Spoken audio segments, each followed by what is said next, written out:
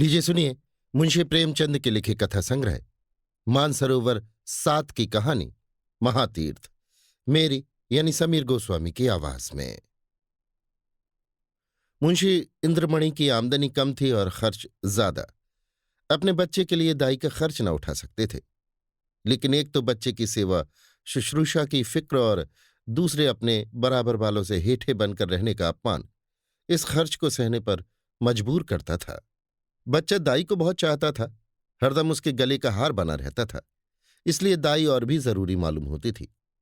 पर शायद सबसे बड़ा कारण यह था कि वो मुरव्वत के वश दाई को जवाब देने का साहस नहीं कर सकते थे। बुढ़िया उनके यहां 3 साल से नौकर थी। उसने उनके इकलौते लड़के का लालन पालन किया था। अपना काम बड़ी मुस्तैदी और परिश्रम से करती थी। उसे निकालने का कोई बहाना नहीं था और व्यर्थ खुचड़े निकालना इंद्रमणि जैसे भले आदमी के स्वभाव के विरुद्ध था। पर सुखदा इस संबंध में अपने पति से सहमत न थी। उसे संदेह था कि दाई हमें लूटे लेती है। जब दाई बाजार से लौटती तो वो दालान में छिपी रहती कि देखूं आटा कहीं छिपाकर तो नहीं रख देती, लकड़ी तो नहीं छिपा देती। उसकी लाई हुई चीजों को घंटों देखती, पूछताछ करती, बार बार पूछती, इतना ही क्यों, क्या भाव है, क्या इतना महंगा हो गया। दाई कभी तो इन संदेहात्मक प्रश्नों का उत्तर नम्रतापूर्वक देती, किंतु जब कभी बहू जी ज्यादा तेज हो जाती तो वो भी कड़ी पड़ जाती थी। शपथें खाती, सफाई की शहादतें पेश करती, वाद विवाद में घंटों लग जाते थे। प्रायः नित्य यही दशा रहती थी और प्रतिदिन ये नाटक दाई के अश्रुपात के साथ समाप्त होता था। दाई का इतनी सख्तियां झेलकर पड़े रहना सुखदा के संदेह को और भी पुष्ट करता था। उसे कभी विश्वास नहीं होता था कि ये बुढ़िया केवल बच्चे के प्रेमवश पड़ी हुई है। वो बुढ़िया को इतनी बाल प्रेमशीला नहीं समझती थी। संयोग से एक दिन दाई को बाजार से लौटने में जरा देर हो गई। वहां 2 कुंजड़ियों में देवासुर संग्राम मचा था। उनका चित्रमय हाव भाव, उनका आग्नेय तर्क वितर्क, उनके कटाक्ष और व्यंग सब अनुपम थे। विष के 2 नद थे या ज्वाला के 2 पर्वत जो दोनों तरफ से उमड़कर आपस में टकरा गए थे। क्या वाक्य प्रवाह था, कैसी विचित्र विवेचना। उनका शब्द बाहुल्य, उनकी मार्मिक विचारशीलता, उनके अलंकृत शब्द विन्यास और उनकी उपमाओं की नवीनता पर ऐसा कौन सा कवि है जो मुग्ध न हो जाता। उनका धैर्य, उनकी शांति विस्मयजनक थी। दर्शकों की एक खासी भीड़ भी थी। वो लाज को भी लज्जित करने वाले इशारे, वो अश्लील शब्द जिनसे मलिनता के भी कान खड़े होते, सहस्त्रों रसिक जनों के लिए मनोरंजन की सामग्री बने हुए थे। दाई भी खड़ी हो गई कि देखूं क्या मामला है। तमाशा इतना मनोरंजक था कि उसे समय का बिल्कुल ध्यान न रहा। एकाएक जब 9 के घंटे की आवाज कान में आई तो चौंक पड़ी और लपकी हुई घर की ओर चली। सुखदा भरी बैठी थी। दाई को देखते ही त्योरी बदलकर बोली, क्या बाजार में खो गई थी। दाई विनयपूर्ण भाव से बोली, एक जान पहचान की मेहरी से भेंट हो गई, वो बातें करने लगी।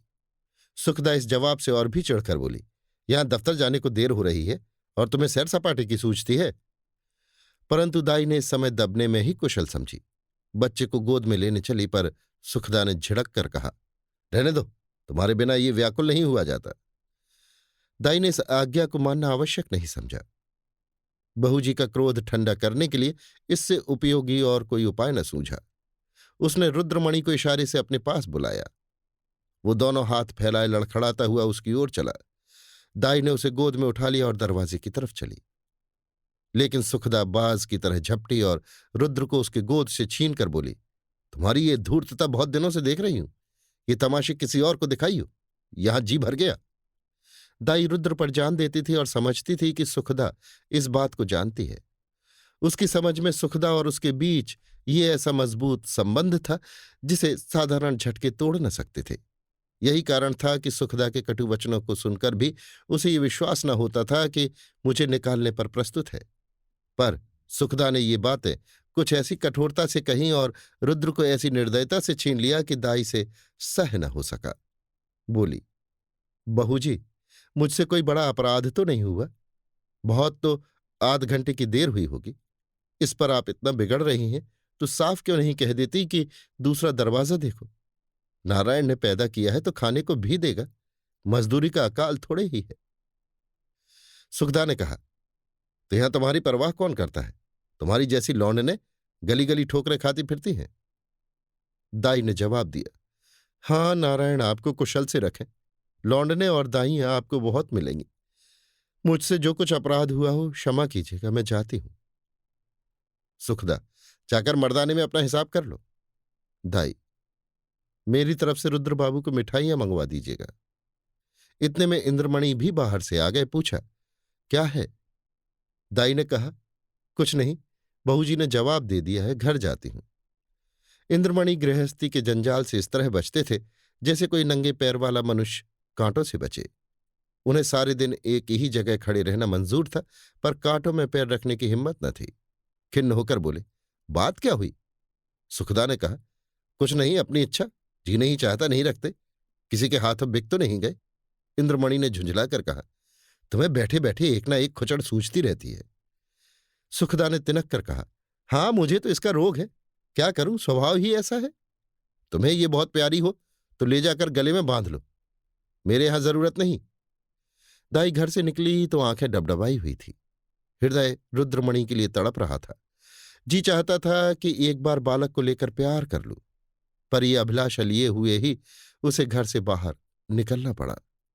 रुद्रमणि दाई के पीछे पीछे दरवाजे तक आया, पर दाई ने जब दरवाजा बाहर से बंद कर दिया तो मचलकर जमीन पर लेट गया और अन्ना अन्ना कहकर रोने लगा।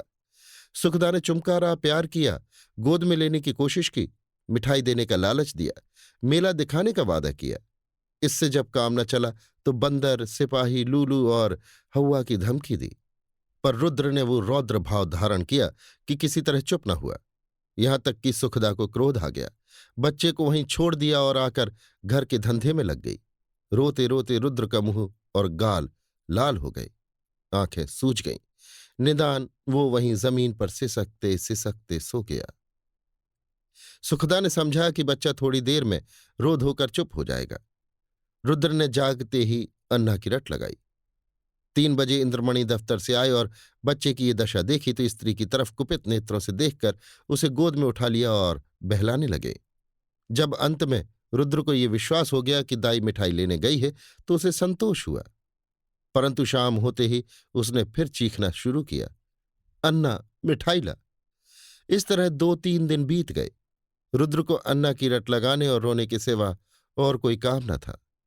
वो शांत प्रकृति कुत्ता जो उसकी गोद से एक क्षण के लिए भी न उतरता था, वो मौन व्रतधारी बिल्ली जिसे ताक पे देखकर वो खुशी से फूला न समाता था, वो पंखहीन चिड़िया जिस पर वो जान देता था, सब उसके चित्त से उतर गए।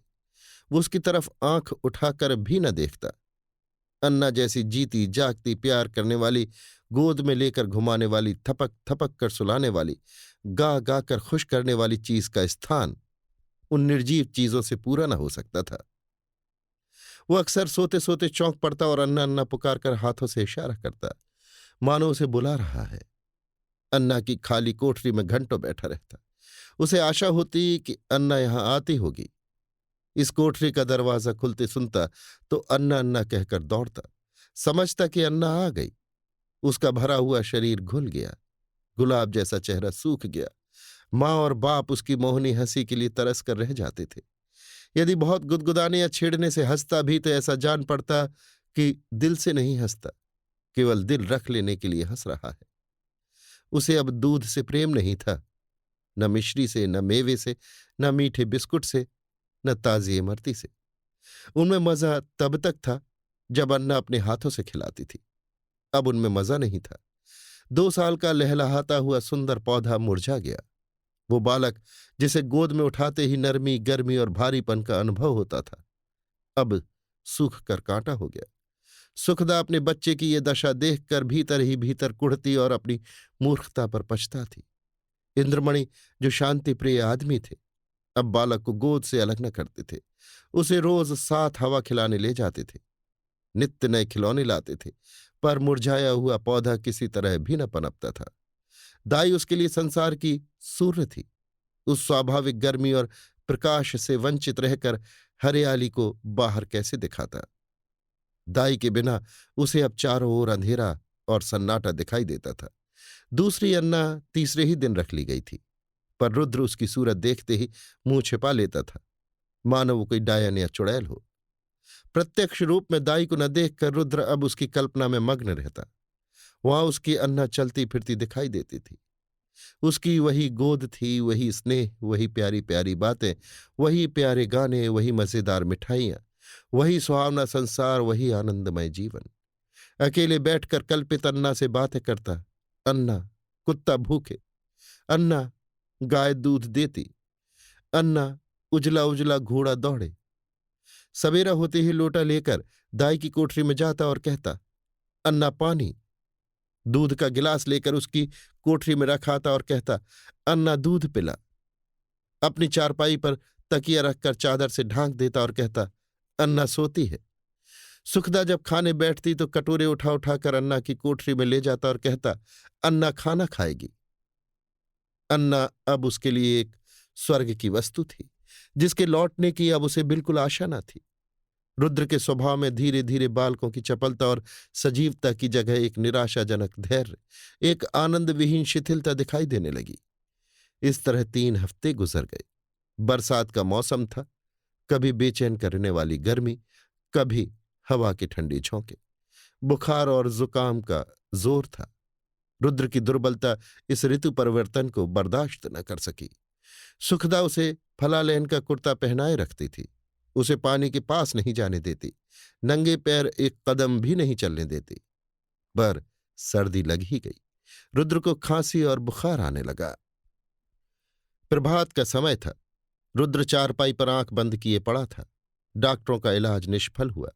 सुखदा चारपाई पर बैठी उसकी छाती में तेल की मालिश कर रही थी और इंद्रमणि विषाद की मूर्ति बने हुए करुणापूर्ण आंखों से बच्चे को देख रहे थे। इधर सुखदा से बहुत कम बोलते थे। उन्हें उससे एक तरह की घृणा सी हो गई थी। वो रुद्र की बीमारी का एकमात्र कारण उसी को समझते थे।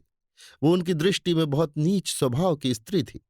सुखदा ने डरते डरते कहा, आज बड़े हकीम साहब को बुला लेते, शायद उनकी दवा से फायदा हो।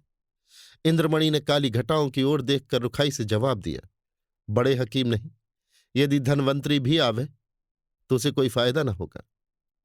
सुखदा ने कहा, तो क्या अब किसी की दवा न होगी? इंद्रमणि, बस इसकी एक ही दवा है और वो अलभ है। सुखदा, तुम्हें तो बस वही धुन सवार है, क्या बुढ़िया आकर अमृत पिला देगी? इंद्रमणि, वो तुम्हारे लिए चाहे विष हो, पर लड़के के लिए अमृत ही होगी। सुखदा, मैं नहीं समझती कि ईश्वर इच्छा उसके अधीन है। इंद्रमणि, यदि नहीं समझती हो और अब तक नहीं समझी तो रोगी, बच्चे से हाथ धोना पड़ेगा। सुखदा, चुप भी रहो, क्या शुभ मुंह से निकालते हो? यदि ऐसी ही जलीकटी सुनानी है तो बाहर चले जाओ। इंद्रमणि, तो मैं जाता हूं, पर याद रखो, ये हत्या तुम्हारी ही गर्दन पर होगी। यदि लड़के को तंदुरुस्त देखना चाहती हो तो उसी दाई के पास जाओ, उससे विनती और प्रार्थना करो, क्षमा मांगो। तुम्हारे बच्चे की जान उसी की दया के अधीन है। सुखदा ने कुछ उत्तर नहीं दिया। उसकी आंखों से आंसू जारी थे। इंद्रमणि ने पूछा, क्या मर्जी है, जाऊं उसे बुला लाऊं? सुखदा, तुम क्यों जाओगे, मैं आप चली जाऊंगी। इंद्रमणि, नहीं, क्षमा करो, मुझे तुम्हारे ऊपर विश्वास नहीं है। ना जाने तुम्हारी जबान से क्या निकल पड़े कि वो आती भी हो तो ना आवे। सुखदा ने पति की ओर फिर तिरस्कार की दृष्टि से देखा और बोली, हाँ और क्या, मुझे अपने बच्चे की बीमारी का शोक थोड़े ही है। मैंने लाज के मारे तुमसे कहा नहीं, पर मेरे हृदय में ये बात बार बार उठी है। यदि मुझे दाई के मकान का पता मालूम होता तो मैं कब की उसे मना लाई होती। वो मुझसे कितनी ही नाराज हो, पर रुद्र से उसे प्रेम था। मैं आज ही उसके पास जाऊंगी। तुम विनती करने को कहते हो, मैं उसके पैरों पड़ने के लिए तैयार हूं। उसके पैरों को आंसुओं से भिगोऊंगी और जिस तरह राजी होगी राजी करूंगी। सुखदा ने बहुत धैर्य धरकर ये बातें कही, परंतु उमड़े हुए आंसू न रुक सके। इंद्रमणि ने स्त्री की ओर सहानुभूतिपूर्वक देखा और लज्जित हो बोले, मैं तुम्हारा जाना उचित नहीं समझता, मैं खुद ही जाता हूं। कैलासी संसार में अकेली थी। किसी समय उसका परिवार गुलाब की तरह फूला हुआ था, परंतु धीरे धीरे उसकी सब पत्तियां गिर गईं। अब उसकी सब हरियाली नष्ट भ्रष्ट हो गई और अब वही एक सूखी हुई टहनी उस हरे भरे पेड़ की चिन्ह रह गई थी। परंतु रुद्र को पाकर इस सूखी हुई टहनी में जान पड़ गई थी। इसमें हरी भरी पत्तियां निकल आई थीं। वो जीवन जो अब तक नीरस और शुष्क था, वो सरस और सजीव हो गया था। अंधेरे जंगल में भटके हुए पथिक को प्रकाश की झलक आने लगी। अब उसका जीवन निरर्थक नहीं बल्कि सार्थक हो गया था।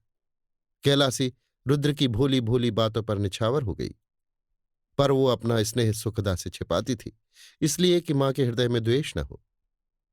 वो रुद्र के लिए मां से छिपाकर मिठाइयां लाती और उसे खिलाकर प्रसन्न होती। वो दिन में 2-3 बार उसे उबटन से मलती कि बच्चा खूब पुष्ट हो। वो दूसरों के सामने उसे कोई चीज नहीं खिलाती कि उसे नजर लग जाएगी। सदा वो दूसरों से बच्चे के अल्पाहार का रोना रोया करती। उसे बुरी नजर से बचाने के लिए ताबीज और गंडे लाती रहती। ये उसका विशुद्ध प्रेम था। उसमें स्वार्थ की गंध भी न थी। इस घर से निकलकर आज कैलासी की वो दशा थी जो थिएटर में एकाएक बिजली के लैंपों के बुझ जाने से दर्शकों की होती है। उसके सामने वही सूरत नाच रही थी। कानों में वही प्यारी प्यारी बातें गूंज रही थीं। उसे अपना घर काटे खाता था।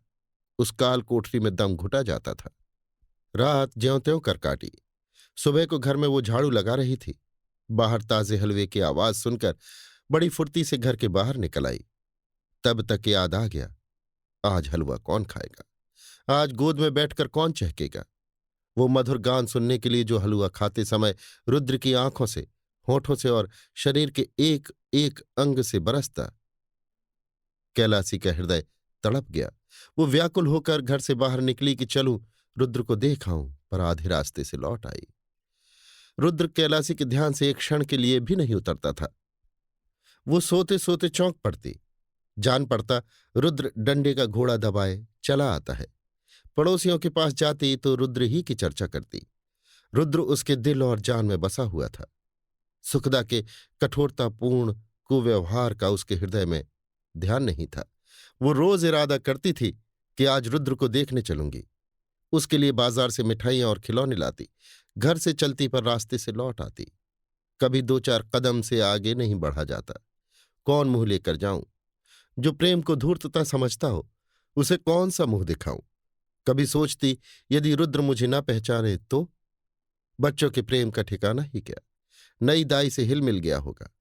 ये ख्याल उसके पैरों पर जंजीर का काम कर जाता था। इस तरह 2 हफ्ते बीत गए।